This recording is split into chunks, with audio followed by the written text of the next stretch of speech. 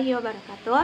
Hello everyone, I am Diana Sasyarani from English Education PB Info Cirebon. Oke, di sini saya akan menjawab pertanyaan UAS pada mata kuliah Etika dan Profesi Keguruan. Oke, untuk jawaban yang pertama yaitu tujuan dari supervisi pendidikan adalah memberikan layanan untuk meningkatkan kualitas mengajar guru di kelas agar kualitas belajar siswa di kelas meningkat. Mengapa? Karena membantu guru melihat dan agar meningkatkan peningkatan profesi belajar murid-murid dalam pembelajaran di kelas. Oke. Pendidikan juga pada hakikatnya akan berusaha untuk menghambat perilaku karena pendidikan itu menyangkut aspek semua pada manusia, hati nurani manusia, pengetahuan, keterampilan. Ada beberapa asumsi dasar yang berkenaan dengan hakikat pendidikan tersebut yang dinyatakan oleh Jones sebagai berikut. Yang pertama itu interaksi manusia yang ditandai oleh keseimbangan antara kedaulatan subjek didik dengan kewibawaan pendidik. Yang kedua, pendidik merupakan usaha penyiapan subjek. Subjek didik menghadapi lingkungan hidup yang menghadapi lingkungan yang sangat pesat. Yang ketiga yaitu pendidikan meningkatkan kualitas kehidupan pribadi dan masyarakat. Pendidikan berlangsung seumur hidup. Dan kelima yaitu pendidikan menerapkan prinsip-prinsip ilmu pengetahuan dan teknologi bagi pembentukan manusia seutuhnya. Nomor 2 yaitu bahwa hakikatnya pendidikan merupakan suatu proses pembentukan kepribadian intelektual, nilai-nilai norma etika yang terjadi selama hidup manusia agar menjadikan manusia dapat menghadapi semua permasalahan dan tantangan global yang akan dihadapi selama masa hidupnya. Pendidikan sangat penting bagi kelangsungan hidup manusia karena manusia agar dapat meninggikan derajatnya kesejahteraan hidup dalam bermasyarakat. Dan untuk jawabannya yang ketiga A, bagian A yaitu kode etik profesi merupakan norma yang ditetapkan dan diterima oleh kelompok profesi yang mengarahkan atau memberikan petunjuk kepada anggotanya bagaimana seharusnya berbuat sekaligus menjamin profesi tersebut di mata masyarakat. Prinsip-prinsip umum yang dirumuskan dalam suatu profesi akan berbeda-beda satu sama lain.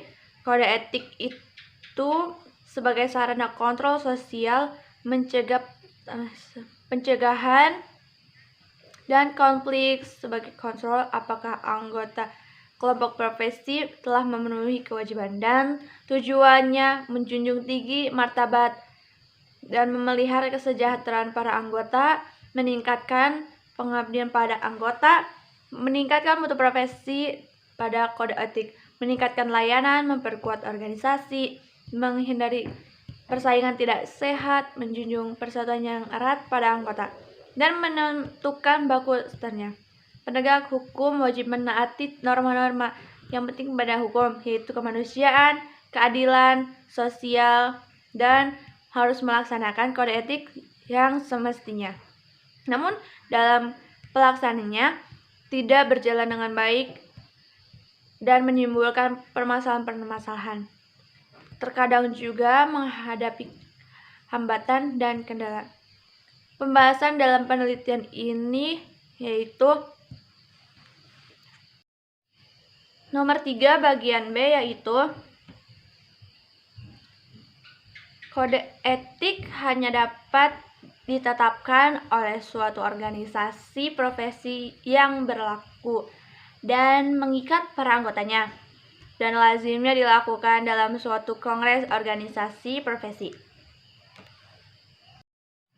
Nomor 3C yaitu tujuan kode etik agar profesional memberikan jasa sebaik-baiknya kepada pemakai atau nasabahnya. Adanya kode etik akan melindungi perbuatan yang tidak profesional. Dalam kaitannya dengan profesi, bahwa kode etik merupakan tata cara atau aturan yang menjadi standar kegiatan suatu anggota dalam suatu profesi. Oke, untuk jawaban nomor 4 bagian A, yaitu di sini ada tujuan kode etik profesi memberikan pedoman bagi setiap profesi bagi sebuah prinsip profesional yang digariskan. Kode etik profesi merupakan sarana kontrol sosial bagi masyarakat atas profesi yang bersangkutan. Pada dasarnya, kode etik memiliki fungsi ganda, yaitu sebagai pelindungan dan pengembangan bagi profesi. Untuk nomor 4 bagian B, yaitu kode etik profesi merupakan sarana kontrol sosial bagi masyarakat atas profesi yang bersangkutan. Pada dasarnya, kode etik memiliki fungsi ganda, yaitu sebagai perlindungan dan pengembangan bagi profesi. Dan nomor 4 bagian C, yaitu kode etik profesi mencegah campur tangan pihak di luar organisasi profesi tentang hubungan etika dalam keanggotaan profesi. Arti tersebut dapat dijelaskan bahwa para pelaksanaan profesi pada suatu instansi atau perusahaan yang lain tidak boleh mencampuri profesi di lain instansi atau.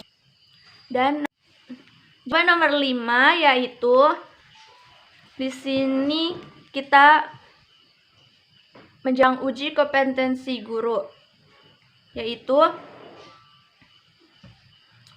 uji kompetensi guru atau UKG, yang dimaksud untuk mengetahui peta penguasaan guru pada kompetensi pedagogik dan profesional.